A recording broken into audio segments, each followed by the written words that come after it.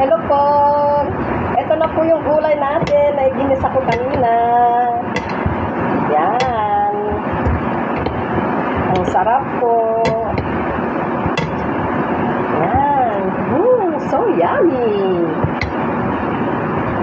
Ayan, sasawagan ko na po siya ng isda.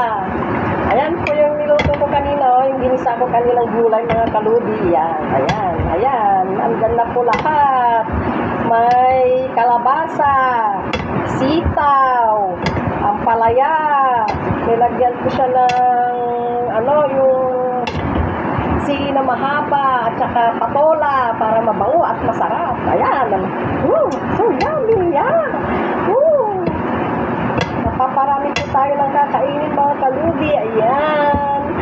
Tsaka isasahog ko na po yung isda. Ilalagay ko na po yung isda. Ayan. Tara. Kainan na. So yummy. Ayan po. Nilagay ko na po yung isda natin. So yummy.